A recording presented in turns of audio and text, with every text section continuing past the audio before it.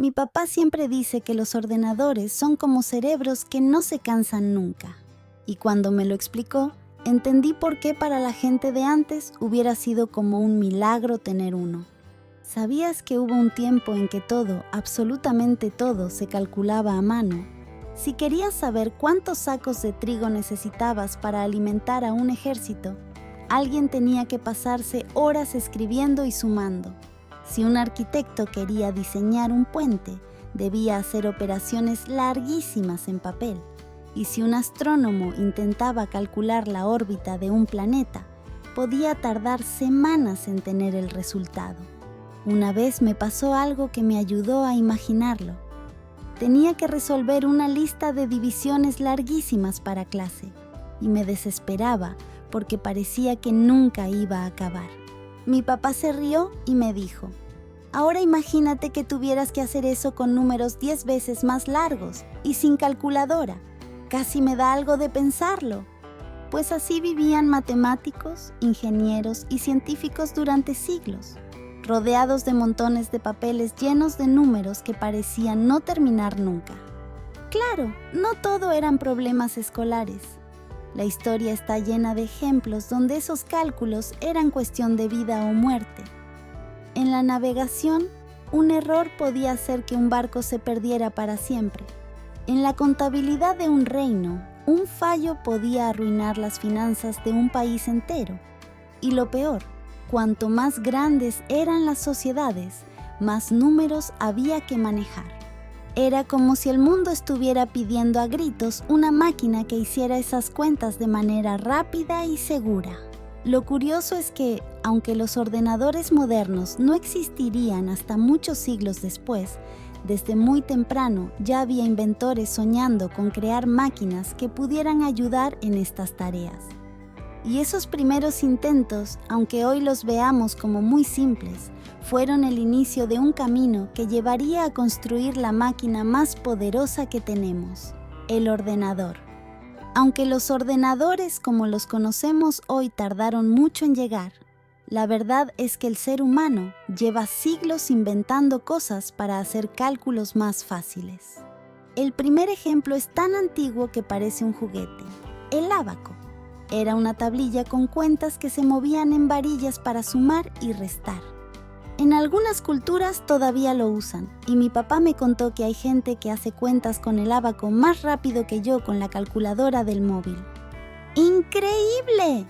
Con el tiempo aparecieron inventores que intentaron ir más allá. Blaise Pascal, un joven matemático francés del siglo XVII, creó una máquina de madera y engranajes que podía sumar y restar de manera automática. La hizo para ayudar a su padre, que trabajaba con impuestos y se pasaba horas sumando números. La llamaron la Pascalina, y aunque era muy rudimentaria, demostró que las máquinas podían ahorrar trabajo a las personas.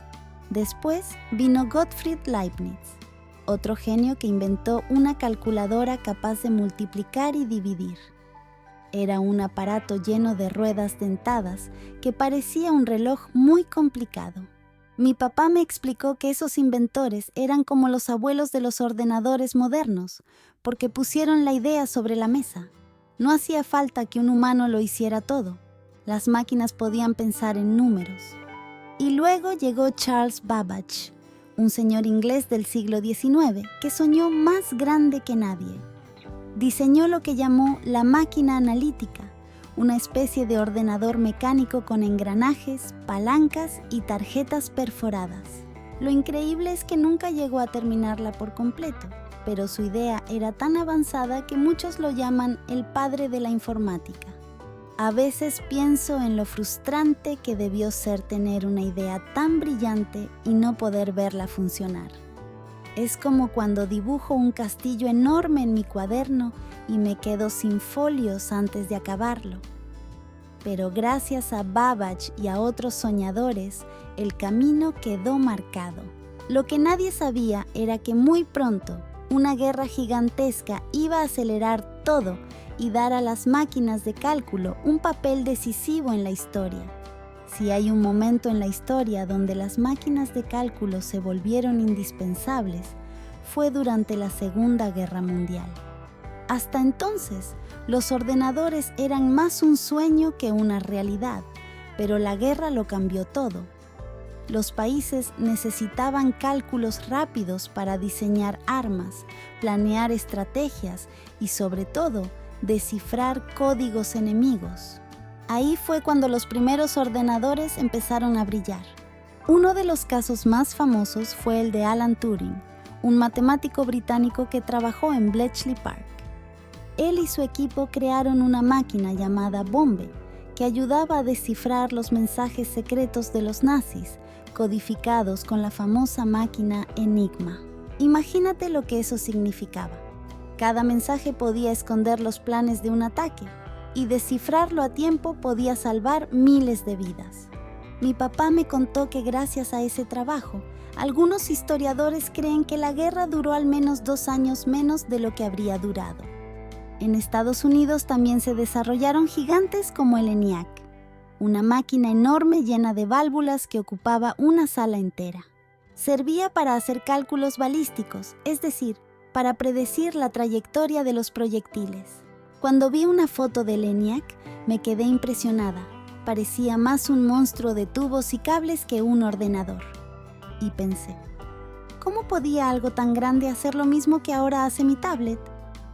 Lo curioso es que, aunque nacieron para la guerra, estas máquinas demostraron algo mucho más importante: que los ordenadores podían hacer en segundos lo que a un humano le llevaba horas o días. Era como si la humanidad hubiera encontrado un nuevo superpoder. A mí me recordó cuando en clase jugamos a descifrar un mensaje secreto con números y letras. Estuvimos casi toda la mañana y aún nos faltaba la mitad. Si hubiéramos tenido una máquina como la de Turing, lo habríamos hecho en un parpadeo. Pero la verdadera revolución no fue solo que existieran, sino lo que vino después: pasar de monstruos enormes que ocupaban salas enteras a ordenadores cada vez más pequeños y cercanos a nuestra vida diaria. Cuando vi por primera vez una foto del ENIAC, pensé que parecía una fábrica de monstruos.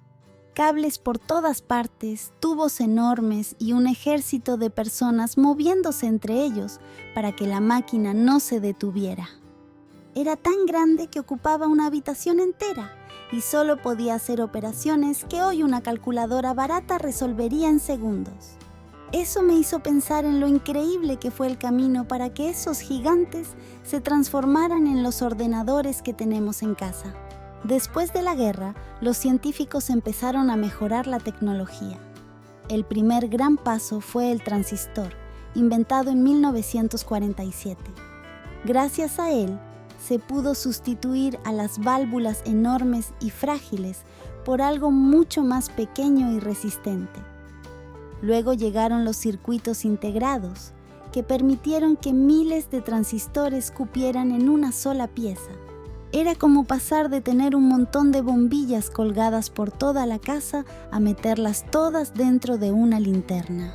Con cada avance, los ordenadores se hicieron más pequeños, más rápidos y más baratos. Y así empezaron a salir de los laboratorios y las universidades para entrar en empresas, colegios y finalmente en las casas.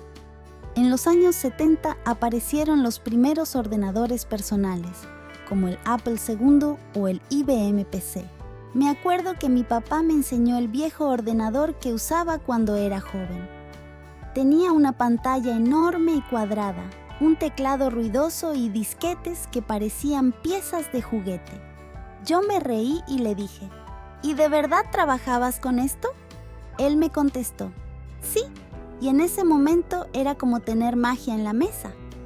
Lo que parecía imposible unas décadas antes, tener un ordenador en casa, se volvió algo común, y con ellos la vida diaria empezó a cambiar. Desde cómo aprendemos hasta cómo trabajamos y nos comunicamos. Pero lo más fascinante estaba por venir.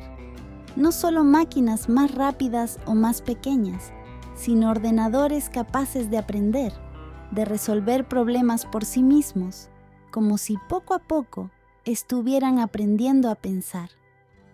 Hoy en día usamos los ordenadores para todo. estudiar, trabajar, jugar, hablar con amigos, hasta pedir comida. Pero lo que más me sorprende es que ya no se limitan a obedecer órdenes, sino que empiezan a aprender por sí mismos. Eso es lo que llaman inteligencia artificial, y aunque suene a ciencia ficción, en realidad es el siguiente paso de esta larga historia. Cuando pienso en el camino recorrido, me parece increíble. Pasamos del ábaco, con bolitas que se movían en varillas, a máquinas gigantes que descifraban códigos en la guerra, y de ahí a los ordenadores personales que caben en un escritorio. Y ahora llevamos uno en el bolsillo todos los días, porque los móviles son, en realidad, pequeños ordenadores con una potencia mucho mayor que aquellos monstruos de cables del pasado.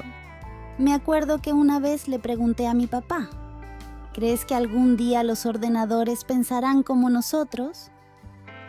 Él se quedó callado y después me dijo, quizá no piensen igual que un ser humano, pero sí podrán resolver cosas que a nosotros nos costarían años.